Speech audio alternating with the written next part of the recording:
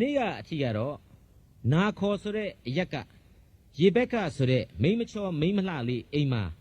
အာဗြဟံရဲ့စေတမန်ကြီးဟာဣဇက်အတွက်ခြေစနီးရှာပုံတော်ဖွင့်ရင်းနဲ့ရောက်လာပြီဆိုတာကျွန်တော်တို့တွေ့ခဲ့ရပြီးပါပြီသောတာရှင်အပေါင်းတို့ခမညာကျွန်တော်တို့ခရိယန်ဘာသာဝင်တို့ဟာတမန်ကျမ်းစာကရယူထုတ်နှုတ်လို့ရတဲ့ဓမ္မသဘောတရားတွေအရခရစ်တော်ဟာအသင်းတော်ကိုအင်မတန်ချစ်မြတ်နိုးတယ်လူသားရဲ့အတိုင်းအဆနဲ့ရှင်ပြီးပြောရင်တို့သမီးကညာကိုစုံမဲ့ချစ်ခင်တယ်လို့အသင်းတော်အပေါ်မှာဘုရားသခင်ဟာချစ်မြတ်နိုးတယ်လို့ကျွန်တော်တို့သဘောထားကြပါတယ်အဲ့ဒီလောက်အထိသူစုံမဲ့မြတ်နိုးတဲ့အသင်းတော်ကိုခရစ်တော်ဟာတန်ရှင်းသောဝိညာဉ်တော်ကိုစေလွှတ်ပြီးစုစည်းစောင့်ရှောက်စေပါတယ်လို့ကျွန်တော်တို့ယုံကြည်ကြပါတယ်ဘာနဲ့အလားတန်တူတယ်လဲဆိုတော့အာဗြဟံနဲ့ဣဇက်တို့ဟာတို့သမီးကညာကလေးအတွက်သူတို့အလွန်စိတ်ချယုံကြည်ရတဲ့လူယုံတော်ဗန္နာရင်းကြီးကိုစေလွှတ်လိုက်တယ်လို့ပဲဖြစ်ပါတယ်ကဲအံ့ဩဖွယ်ဖြစ်တဲ့လောက်ပျော်ရွှင်စရာမင်္ဂလာဇတ်လန်းကလေးကိုပဲအခုဆက်ကြအောင်စို့သူ့ရှေ့မှာစားစရာကိုထည့်သောအခါသူကအကျွန်ုပ်သည်ကိုအမှုကိုမပြောမီမစားလိုပါဟုဆိုလျင်ပြောပါဟုဆို၏အာဗြဟံရဲ့စေတမန်ဟာအဓိကဖြစ်တဲ့မင်္ဂလာကမ်းလှမ်းခြင်းကိုပဲအရင်ပြောခြင်းပါတယ်အစာစားဖို့ကိစ္စကတာမညပါဒီကနေ့တန်ရှင်းသောဝိညာဉ်တော်ဟာဘုရားသခင်နဲ့ခရစ်တော်တို့ရဲ့ကိုယ်စားကဘာပေါ်မှာကျင်လည်နေခြင်းဟာလေအဓိကဖြစ်တဲ့အသက်ရှင်တော်မူသောအနန္တဘုရားသခင်ရှိတယ်ကယ်တင်ခြင်းတရားရှိတယ်ထာဝရအသက်ရှိတယ်ဆိုတာကိုပြောဖို့မဟုတ်ဘူးလားဒါကြောင့်ကျွန်တော်လူသားတွေဟာအရေးကြီးနေတဲ့နိုင်ငံရေးစီးပွားရေးနဲ့လူမှုရေးကိစ္စဝိစ္စတွေတဲ့ကဲတင်ခြင်းတရားဟာပို့ပြီးတော့အရေးအကြီးဆုံးမဟုတ်ဘူးလားဆိုတာအမြဲတမ်းတွေးဖို့လိုတယ်စေတမန်ကြီးပြောချလိုက်တာကတော့ကျွန်ုပ်ကအာဗြဟံဤကျွန်ဖြစ်ပါ၏ဆိုတဲ့အချက်ပါသူ့နာမည်ကိုပြောသလားမပြောပါဘူးသူ့သခင်နာမည်ကိုသာပြောပါတယ်ရှင်ယောဟန်ခရစ်ဝင်ခန်းကြီး16မှာကြည့်မယ်ဆိုရင်ထိုဝိညာဉ်တော်သည်ကိုအလိုလျောက်ဟောပြောလိမ့်မည်မဟုတ်ထိုသူသည်ငါဘုန်းကိုထင်ရှားစေလိမ့်မည်အကြောင်းမူကားငါနှင့်ဆက်ဆိုင်သောအရာကိုယူ၍သင်တို့အားဖော်ပြလိမ့်မည်ဆိုပြီးဖွင့်ဆိုထားပါတယ်ဒါကြောင့်ဘုရားသခင်ရဲ့ခရစ်တော်တို့ရဲ့အားလုံးကိုကိုးစားပြုတဲ့တန်ရှင်းသောဝိညာဉ်တော်ဟာတည်ရှိနေကြောင်းနဲ့ကျွန်တော်တို့တဦးစီပေါ်မှာကယ်တင်ခြင်းတရားကိုသွန်သင်နေကြောင်းကျွန်တော်တို့သိမှတ်ထားဖို့လိုပါတယ်ထာဝရဘုရားသည်ကျွန်ုပ်၏သခင်ကိုအလွန်ကောင်းကြီးပေးတော်မူသဖြင့်သူသည်ကြီးမြတ်ခြင်းသို့ရောက်လေပြီသိုးစုနွားစုရွှေငွေကျွန်ယောက်ျားကျွန်မိန်းမကလအုပ်နှင့်မြဲများတို့ကိုပေးတော်မူပြီအာဗြဟံကိုတောင်မှအလွန်ကောင်းကြီးပေးပါတယ်ဆိုတဲ့ဘုရားသခင်ရဲ့အိမ်တော်ဟာ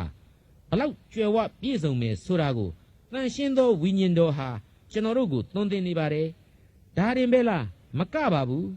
ထိုဘုရားသခင်သည်အပြစ်မှကယ်တင်နိုင်ခြင်းအသက်ကိုပေးပိုင်နိုင်ခြင်းတရားစီရင်ပိုင်ခွင့်ရှိခြင်းဆိုတဲ့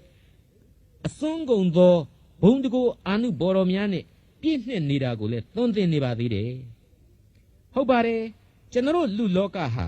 အပြစ်ရဲ့အောက်မှာနစ်မြုပ်နေပါတယ်အပြစ်ကင်းစင်သူလူသားတယောက်မှမရှိပါဘူးအဲ့ဒီအပြစ်ကနေလွတ်မြောက်ကယ်တင်ခြင်းကိုရောက်ဖို့ကတော့ကောင်းကင်ဘုံလောကမျှော်လင့်ချက်ကိုတန်ရှင်းသောဝိညာဉ်တော်အားဖြင့်ကျွန်တော်ဟာမြင်တွေ့နေရဘာကြောင့်ပြင်ပြလိုပါတယ်ကဘာဦးကျမ်းအခန်းကြီး24ငယ်36မှာဆက်ပြီးတော့ဒီစေတမန်ကြီးပြောတာကတော့ကျွန်ုပ်သခင်ဤမေယစာရာသည်ကျွန်ုပ်သခင်အသက်အိုသောအခါသူ့အားသားကိုဖွားမြင်သဖြင့်ထိုသားအားဥစ္စာရှိသမျှတို့ကိုသခင်ပေးပြီရဲ့လို့ဖြစ်ပါတယ်လူသားဖြစ်တဲ့အဖေရဲ့အမွေကိုအဖေဟာသားကိုပေးတယ်လို့ပဲကောင်းငင်ဘုံလောကရဲ့စည်းစိမ်ချမ်းသာတွေနဲ့မျှော်လင့်ချက်အလုံးစုံကိုခရစ်တော်ဟာလူသားဇာတိအဖြစ်ဘုရားသခင်ထံမှအမွေစားအမွေခံအဖြစ်အကျွင့်မဲ့ခံစားရရှိပြီးတဲ့နောက်ကျွန်တော်လူသားတွေအားလုံးအတွက်လဲခရစ်တော်မှတဆင့်အဲ့ဒီဆုကျေးဇူးဟာ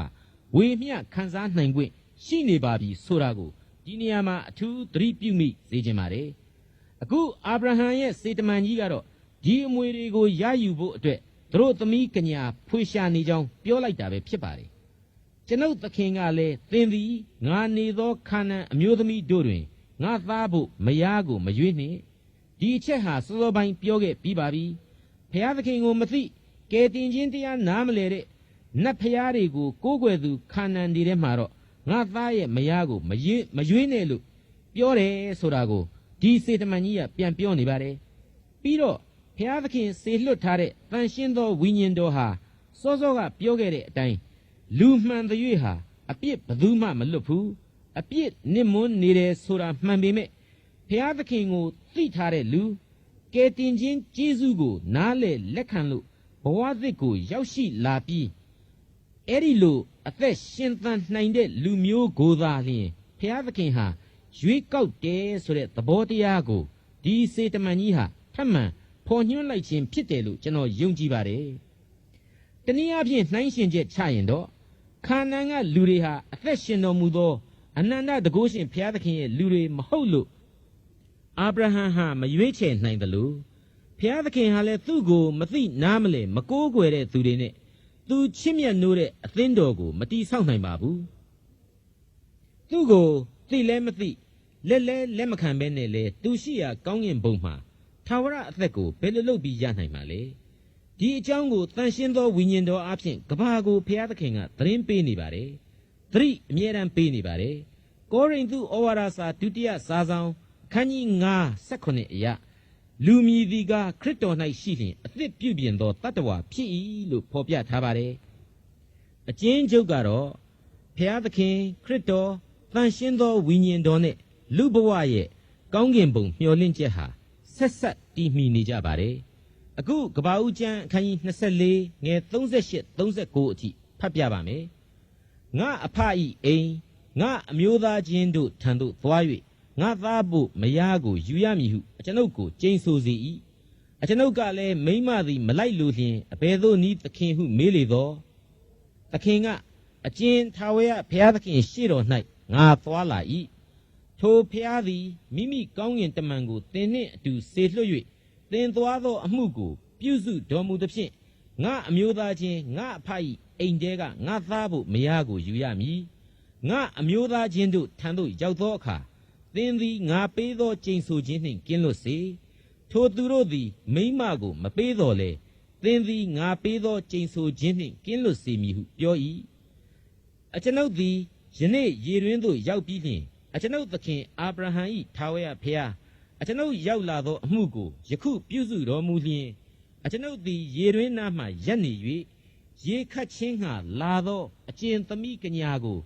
အကျွန်ုပ်တောက်ဖို့သင်၏ရေဘူး၌ရေအနည်းငယ်ကိုပေးပါဟုတောင်းတော်တောက်ပါသင်၏ကလအုပ်တို့ဖို့လည်းရေခတ်ပါမည်ဟုပြန်ဆိုသောသမီးကညာသည်ကိုတော်ကျွန်၏သားဖို့ခန့်ထားတော်မူသောမိမဖြစ်ပါစေသောဟုလျှောက်ဆို၏ထိုသို့စိတ်နှလုံး၌လျှောက်ဆို၍မပြီးမီ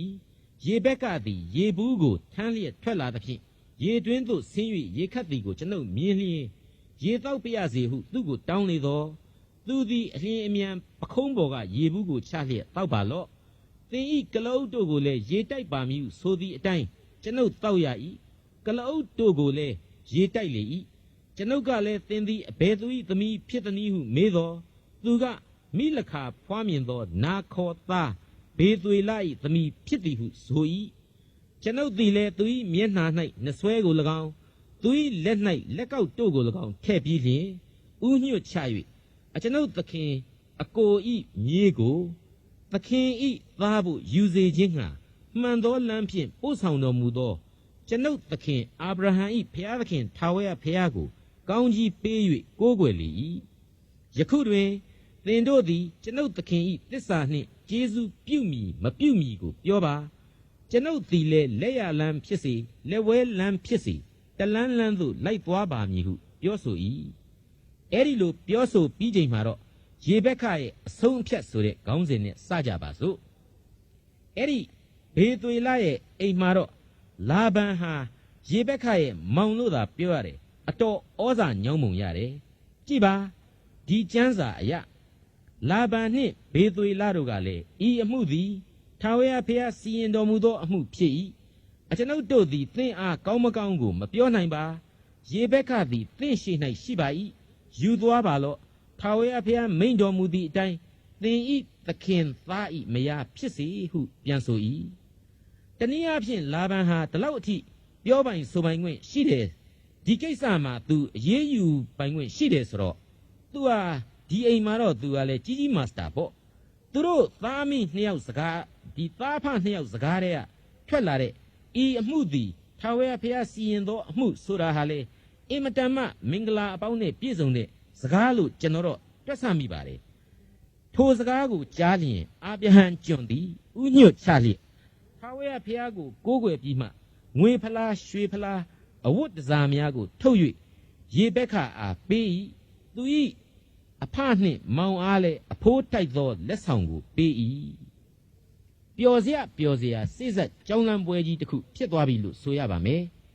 အာဗြဟံရဲ့စေတမန်ကနေကောင်းကြီးဆုလက်တီကိုခံစားရတယ်လို့တန်ရှင်းသောဝိညာဉ်တော်ကပေးချတဲ့ဆုကျေးဇူးတွေဟာလည်းရေတွက်လို့ကုန်နိုင်ရိုးလားယုံကြည်ခြင်းမျှော်လင့်ခြင်းကြီးပွားတိုးတက်ခြင်းဝမ်းမြောက်ခြင်းငြိမ်းချမ်းခြင်းဘဝကိုဘုရားသခင်ပေးလိုက်တယ်မဟုတ်လားယောမဩဝါဒစာ9မှာဒီအကြောင်းတွေကိုတွေ့ရပါလိမ့်မယ်ကျွန်တော်တို့လူလောကဘဝမှာကြတဲ့ကောင်းတဲ့လောကီလောကုတ်တရားအခွင့်အရေးဘာတွေများရှိသေးသလဲကဲကျမ်းစာကိုပဲဆက်ကြအောင်စို့ကပ္ပဦးကျမ်းအခန်းကြီး24ငယ်54ကိုရောက်ပြီသူနှင့်သူ၏အပေါင်းဖော်တို့သည်စားသောက်၍ညကိုလွန်စေပြီးမှနတ်နှင့်ရ၌ထလျက်ကျွန်ုပ်သည်သခင်ထံသို့ပြန်ပါရစေဟုဆိုလေသောမောင်နှင့်အမိကမိန်းကလေးသည်ကျမတို့ထံမှ10ရက်ခန့်လောက်နေပါစေအောင်နောက်မှသူ့ကိုသွားပါစေမည်ဟုဆိုကြ၏အာဗြဟံကျွန်ကတော့သူ့သခင်မှားလိုက်တဲ့အရေးအကြီးဆုံးကိစ္စကိုဆောင်ရွက်ပြီးပြီဆိုအမြန်ဆုံးပဲဖြည့်ဆည်းခြင်းတယ်လေဒီတော့ကျွန်ုပ်ကိုမစီးတားပါနဲ့ထာဝရဘုရားသည်ကျွန်ုပ်ရောက်လာသောအမှုကိုပြုစုတော်မူပြီးကျွန်ုပ်သည်သခင်ထံသွားရသောအခွင့်ကိုပေးပါလော့ဟုဆိုလျင်သူတို့ကမိန်းကလေးကိုခေါ်၍သူ့အလိုကိုမေးပါအောင်မည်ဟုဆို၏ဒီနေရာမှာတကယ်အချက်အချာအပိုင်းမယ်နော်သေးသေးချာချာနားထောင်ကြပါလို့ဖိတ်ခေါ်ပါတယ်ရေဘက်ခကိုခေါ်၍သင်သည်ဤလူတို့နှင့်အတူယခုလိုက်မည်လောဟုမေးသောအခါကျွန်ုပ်လိုက်ပါမည်ဟုဆို၏သောတာရှင်အပေါင်းတို့လွန်ခဲ့တဲ့နှစ်ပေါင်းအနည်းဆုံး4000လောက်ကအရှိဘက်ဒေသသားတွေရဲ့မိသားစုပြဿနာမြင်ကွင်းလေးတစ်ခုကိုပြန်ပြီးစဉ်းစားအသက်သွင်းကြည့်မယ်ဆိုရင်ဘယ်လိုမြင်ရမယ်ထင်လဲသူတို့ကအဲ့ဒီညပိုင်းမှာစားသောက်အပြီးစကားတွေပြောကြမယ်ဝိုင်းဖွဲ့မိတ္တဟာယပြုကြပါလိမ့်မယ်ဒီအခါမှာအာဗြဟံရဲ့စေတမန်ကြီးကသူ့သခင်နဲ့မိသားစုအကြောင်းတွေကိုအများဆုံးပြောခဲ့မှမလွဲဖြစ်ပါတယ်သူဟာသူ့ရဲ့တာဝန်ကိုအဓိကထားစကားပလင်ခံပြီးတာနဲ့သူ့သခင်အာဗြဟံသခင်မိန်းမဆာရာသူတို့ခံစားရတဲ့ဒုက္ခသုက္ခဇလန်းတွေစစ်တိုက်ခဲရပုံတွေဘုရားသခင်ကသူ့သခင်ပေါ်မှာထာဝရဗြိဉ္ဉ်ပြုတာတွေဂရိထားခဲ့တာတွေစတာတွေကိုအကုန်လုံးဖောက်တယ်ချခဲ့မှာဖြစ်ပါတယ်ဒီဂရိတော်တွေကြောင့်ဣဇက်ရဲ့အံ့ဩဖွယ်မွေးဖွားပုံဣဇက်ရဲ့ဘဝခရီးတို့အကြောင်းတွေကိုလည်းဆက်ပြောမှမလွယ်ပဲဖြစ်ပါတယ်အထူးသဖြင့်ဘုရားသခင်ဟာဣဇက်ရဲ့အသက်ကိုတောင်းဆိုတဲ့အခါအာဗြဟံဣဇက်ကိုမောရဆိုတဲ့တောင်ကိုခေါ်သွားပြီး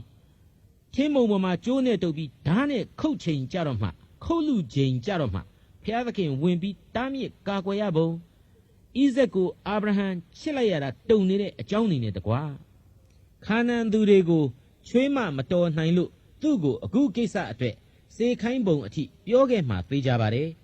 အဲ့ဒီဇလန်းတွေကိုဘေသွေလရဲ့အိမ်ကြီးပေါ်မှာအာဗြဟံစေတမန်အသေးစိတ်ပြောနေတာတွေကိုရေဘက္ကာဟာစိတ်ဆက်ဆက်နားထောင်ရင်းအဲ့ဒီညကိုကြော်လွှားခဲ့ရလိမ့်မယ်လို့ကျွန်တော်ထင်ပါတယ်အခုလိုမနဲ့စောစောအချိန်သူဟာဣဇက်ဆိုတဲ့သူရဲ့ဖူးစာရှင်စီကိုချက်ချင်းသွားရေးမသွားရေးကိစ္စဖြစ်ပေါ်လာတော့ကာယကံရှင်သူ့ဆန္ဒကိုအဆုံးအဖြတ်ဖြစ်လဲတောင်းခံလိုက်ရောရေဘက်ခရဲ့အဖြေကတော့ကျွန်ုပ်လိုက်ပါမည်ဆိုတဲ့အဖြေပဲဖြစ်ပါတော့တယ်ဒီလိုရေဘက်ခအကြောင်းကိုဟောပြောနေရင်းနဲ့သခင်ခရစ်တော်ဟာသူ့တပည့်တော်တွေကိုခေါ်ခဲ့ပုံတွေကိုကျွန်တော်ပြန်ပြီးအောက်မေ့မိပါတယ်တငါးသည်တွေကိုမင်းတို့လိုက်ခဲ့ကြလို့ဆိုလိုက်တာနဲ့ပိုက်ကွန်ကိုစွန့်ပစ်ပြီးချက်ချင်းလိုက်သွားခဲ့ကြတာကိုအောက်မေ့မိပါတယ်နောက်တော့လေသူတို့ဟာခရစ်တော်ထံကနေပြီးတခါပင်လေရဲ့ခေါ်သံကိုကြားရပြန်တော့တခါနောက်ပြန်လှည့်ခဲ့ကြဘူးတယ်လို့ကျွန်တော်တွေးကြည့်မိပါတယ်ဒါပေမဲ့နောက်ဆုံးတစ်ခါမှာတော့ပိုက်ကွန်တွေဟာငားတွေအများကြီးဝင်ပြီးကွဲပြဲထွက်ကုန်ခဲ့ရတဲ့အထိဖြစ်ခဲ့ပြီးနောက်ဆုံးအဲ့ဒီအချိန်သမယကလေးကခရစ်တော်နဲ့တဖွာမခွာတစ်သက်မခွဲ လက်တွဲခဲ့ကြတယ်လို့ကျွန်တော်နားလည်ထားပါတယ်အခုအာဗြဟံရဲ့စေတမန်ကြီးဟာသားဣဇက်အတွက်အမှုတော်ထမ်းခဲ့သလိုခမည်းတော်ဖျားသခင်ရဲ့စေတမန်တန်ရှင်းသောဝိညာဉ်တော်ဟာလူလောကမှာခရစ်တော်ရဲ့နာမတော်အတွက်အမှုတော်ကိုထမ်းဆောင်နေပါတယ်အတိတ်ဘယ်ကတော့ခရစ်တော်နာမတော်ဟာမှန်ကန်ကြောင်းဖျားသခင်စေလွှတ်တော်မူသောကယ်တင်ရှင်ဖြစ်ကြောင်းကယ်တင်ခြင်းတရားဆိုတာဟာအပြစ်လောကအတွက်အမှန်တည်ရှိနေတဲ့အကြောင်းကောင်းကင်ဘုံလောကရဲ့မျှော်လင့်ချက်ဆိုတာဟာလွန်စွာခိုင်ခိုင်ခန့်ခန့်ရှိတဲ့အကြောင်းတွေကိုတန်ရှင်းသောဝိညာဉ်တော်ဟာလူသားတွေကိုဘုရားသခင်ရဲ့ကိုယ်စားလမ်းပြလို့နေပါတယ်ဒီအကြောင်းတွေဟာလေရှင်းပြရတာကမှရှုပ်အောင်မယ်လက်တွေ့အားဖြင့်ဘလောက်လွယ်သလဲဆိုတာကိုဘုရားသခင်ကိုယုံကြည်သူတိုင်းသိကြမှာပါခမည်းအတွက်အသက်ဆွန့်ပြီးအပြစ်ကကယ်နှုတ်တဲ့ဘုရားသခင်ရှိတယ်ဒါကြောင့်ကိုယ်အပြစ်ရှိတဲ့လူဘဝကနေနှိမ့်ချတဲ့စိတ်နဲ့ထွက်ခဲ့ပြီးဘုရားသခင်ကယ်တင်ရှင်ကိုလက်ခံလိုက်ဒီလောက်ပဲရှိတဲ့လုပ်ငန်းသဘောတရားဖြစ်ပါတယ်အဲ့ဒီလိုလိုက်ခဲ့ဆိုတာနဲ့နောက်သို့မငဲ့ရှေ့တဲ့ကိုသာချီကြည့်စမ်းပါအသင်းတော်ဟာစောင့်ကြိုနေမယ်ဒီအသင်းတော်ဟာဘုရားသခင်အတွက်သူတို့သမီးကညာပဲဖြစ်တဲ့အတွက်အသက်ရှင်စဉ်အခါလောကရန်ကိုငြိမ်းချမ်းစိတ်နဲ့ခံယူနိုင်အောင်သွန်သင်မယ်သက်ဆုံးချိန်မှာကောင်းကင်ဘုံဘုရားသခင်စီကိုမုတ်ချမသွေရောက်ရပေလိမ့်မယ်ဒီသင်ခန်းစာဟာကဘာဦးကျမ်းအခန်းကြီး24ရဲ့သင်ခန်းစာပဲသင်သည်ဤလူတို့နှင့်အတူယခုလိုက်မည်လောဟုမေးနေပါတယ်ကျွန်တော်လူသားအားလုံးကိုဒီကနေ့မေးနေပါတယ်အဖြေတစ်ခုခုတော့ကျွန်တော်ပြန်ဖြေရပါလိမ့်မယ်အမေရိကန်နိုင်ငံတက်ဆတ်ဒေသကဇယိုက်ခတ်ကြမ်းညမ်းနဲ့ဖျားမှန်တရားမှန်မသိတဲ့လူငယ်တယောက်ဟာအံ့ဩဖွယ်ရာယူပြစ်တယ်လို့ပြောင်းလဲတဲ့ဘဝနဲ့ခရစ်တော်ကိုလက်ခံခဲ့ဘူးပါတယ်ဗမာပြည်မှာလဲဟိုလွန်ခဲ့တဲ့နှစ်ပေါင်း180လောက်ကဦးနောဆိုတဲ့တငါသည်ကြီးလေကိုသာပြူဆိုတဲ့တော်သားကြီးလေသူတို့တွေဟာခရစ်တော်ကိုယုံကြည်လက်ခံပြီးပြောင်းလဲခဲ့ကြတာကိုခရိယန်တွေမှတ်မိကြပါလိမ့်မယ်ဒီလိုယုံကြည်ခြင်းဖြစ်ယုံနဲ့ဇလန်းကမပြီးသေးဘူးရေဘက်ခတို့အကြောင်းနဲ့ပဲဆက်ပြီးပြောပြရစီတို့ဖြစ်၍မိမိနှမရေဘက်ကနှင့်သူ၏အထင်းကို၎င်းအာဗြဟံကျွန်နှင့်သူ၏လူတို့ကို၎င်းလွှတ်လိုက်ကြ၏ရေဘက်ကကိုလည်းသင်သည်ကျွန်ုပ်တို့၏နှမဖြစ်၏အသောင်းအသိန်းတို့၏အမိဖြစ်ပါစေသောသင်၏အမျိုးအနွယ်သည်ရန်သူတို့၏တကားများကိုအစိုးရပါစေသောဟုကောင်းကြီးပေးကြ၏ရေဘက်ခရဲ့နောက်မှကြံရစ်ခဲ့တဲ့အဲ့ဒီဩဘာသံတွေဟာတဲ့တဲ့ကြံခဲ့ပါတယ်ဒါပေမဲ့သမိုင်းအဆက်မပြတ်မကွက်သစ္စာတည်ခဲ့ပါတယ်နှုတ်ကပတ်တော်ဟာမနေ့ယနေ့နောင်ကာလအစဉ်အဆက်ပြည့်စုံသွားမှာပဲဖြစ်ပါတယ်သစ္စာမြေသို့ရောက်ရလန်းဆိုတဲ့အပိုင်းကိုတင်ပြရအောင်မယ်ဆိုရင်တော့ကပ္ပဦးကျမ်းအခန်းကြီး24ငယ်61ကိုစတင်ဖတ်ရပါမယ်ရေဘက်ကနှင့်သူ၏မိန်းမငယ်တို့သည်ထ၍ကလအုပ်ကိုစီးလျက်ထိုယောက်ျားတို့နှင့်အတူလိုက်ကြ၏ထိုသို့အာဗြဟံကျွန်သည်ရေဘက်ကကိုဆောင်ယူ၍သွားလေ၏သူတို့ရဲ့ခရီးစဉ်ဟာအင်မတန်ပြင်းထန်ခဲ့တယ်ဆိုတာကိုသဲကန္တာရမှာကလအုပ်နဲ့ခရီးထွက်ခဲ့ဘူးတဲ့ကျွန်တော်ကိုယ်တိုင်ကောင်းကောင်းပြောရပါတယ်အလွန်ကြမ်းတမ်းပြီးတလန်းလုံး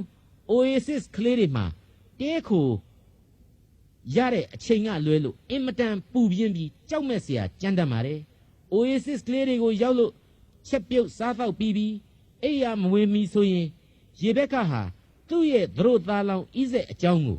စေတမန်ကြီးစီမှာမျက်နှာကလေးနီမြန်းမြန်းနဲ့တွတ်မေးခဲ့လိမ့်မယ်လို့ကျွန်တော်ပြောရပါတယ်ဟိုတနေ့ညကပဲပြောခဲ့သေးတာပဲမိန်းကလေးရဲ့မင်းမကြီးငွေသေးဘူးလားရဲ့လို့တမန်ကြီးကနောက်လို့ပြောင်းလို့ရှိရင်လေထပ်ပြီးကြားကျင်လွန်းလို့ပါရှင်လို့ရဘက်ကာဟာရှက်စနိုးနဲ့တောင်းပန်မှာပဲလို့ကျွန်တော်ထင်ပါတယ်ဂရိတော်အရာဖြစ်လာရတဲ့မေတ္တာဘုရားသခင်လမ်းပြလို့တွေ့ဆုံရမယ့်ချစ်သူမမြင်ဘူးသေးပဲနဲ့ယုံကြည်ခြင်းနဲ့ချစ်ရတဲ့သူရဲ့အကြောင်းဟာဘယ်တော့မှဟောင်းနိုင်တယ်လို့မရှိဘူးကျွန်တော်တို့ဒီကနေ့အသင်းတော်တွေမှာဆိုနေတဲ့တခြင်းကလေးနဲ့တူမယ်ထင်တယ်ရှေးဝတ္ထုဟောင်းကိုပြောလေရှေးဝတ္ထုဟောင်းကိုပြောလေယေရှုနှင့်မေတ္တာတော်ဆိုတဲ့တခြင်းအတိုင်းပဲလို့ကျွန်တော်တို့ထင်ပါတယ်ခရစ်တော်သခင်ယေရှုနဲ့သူ့ရဲ့မေတ္တာတော်ဟာအံ့ဩဖွယ်ကောင်းလွန်းလို့ဘယ်တော့မှရိုးသွားတယ်မရှိဘူးဤသွားတယ်မရှိဘူးဒီမြေလောကဟာပြောင်းလဲခြင်းတွေရှိကောင်းရှိနေမယ်ဒါပေမဲ့ခရစ်တော်ရဲ့မေတ္တာတရားဟာတော့ထာဝစဉ်တည်တံ့ခိုင်မြဲလျက်ရှိနေပါတယ်ထိုအခါတောင်ပြည်တင်း၌နေသောဣဇက်သည်ဘေရလဟေရောလမ်းဖြင့်ရောက်လာသည်ဖြစ်၍ ညာဦးအချိန်၌ဆင်းခြင်းလိုသောငါတောအရပ်သို့ထွက်သွား၍မျှော်ကြည့်လျင်ကလအုပ်များလာသည်ကိုမြင်လေ၏ဟေဘရုန်နှင့်ဘေရရှေဘဒေသကြားကအင်မတန်သာယာလှပတဲ့အရပ်ဒေသမှာသူတို့မောင်နှံဆုံစည်းကြရတော့မယ်ကျွန်တော်ရဲ့ဘိုးဘေးယုံကြည်သူခရိယန်များရဲ့ဝိညာဉ်များဟာခရစ်တော်နဲ့အတူကောင်းကင်ဘုံမှာရှိနေကြပါတယ်ခရစ်တော်ဟာတနေ့နေ့တစ်ချိန်ချိန်ဒီကမ္ဘာမြေပေါ်ကိုကြွဆင်းလာမယ်လို့ဂရိရှိနှင့်ထားပါတယ်အဲ့ဒီအချိန်မှာကယ်တင်ခြင်းဆုကျေးဇူးကိုယုံကြည်သူတို့ဟာအသက်ရှင်လျက်ရှိသေးရင်ခရစ်တော်နဲ့အတူသွားလေသူဘိုးဘေးများနဲ့တပေါင်းတစည်းဒီပြန်လဲတွေ့ဆုံကြရလိမ့်မယ်အခုသွားနှင့်ခဲ့လေသူယုံကြည်သူများအဖို့ကတော့ကောင်းကင်နိုင်ငံတော်မှာဖျားသခင်ခရစ်တော်တို့နဲ့အတူသူတို့ယင်ထဲမှာထားခဲ့တဲ့ကောင်းကင်ဘုံမျှော်လင့်ခြင်းအတိုင်းပြည့်စုံငြိမ်းချမ်းစွာအိုခြင်းနာခြင်းသေခြင်းလုံးဝကင်းရှင်းစွာစံမြန်းနေပြီအမှန်ဖြစ်ပါတယ်ကျွန်တော်တို့တဲ့အရင်ဖျားသခင်ကိုဖူးမြော်ခွင့်ရခဲ့ကြပြီပေါ့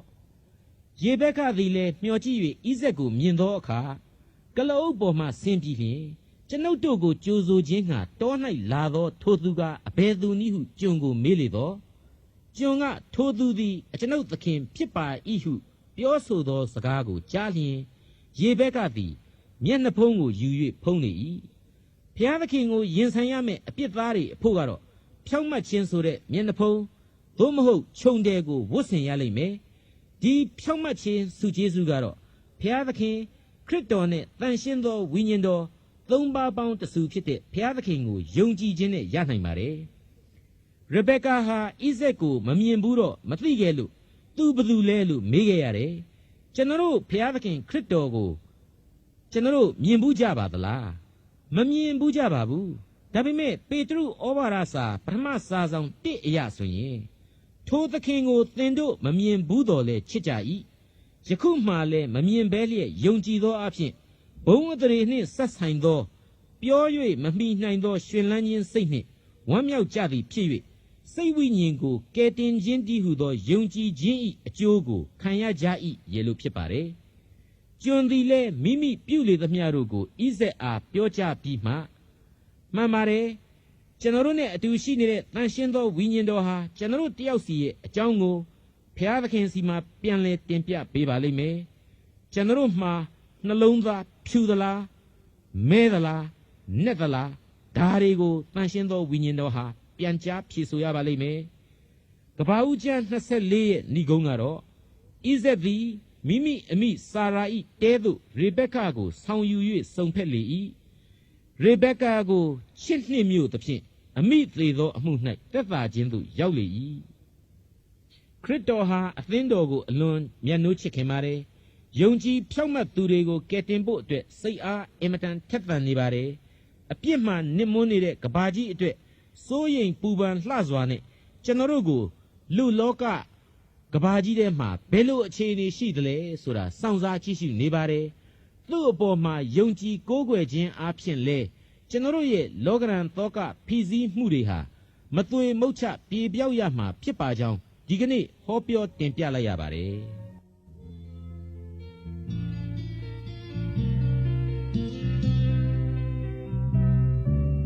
Jesus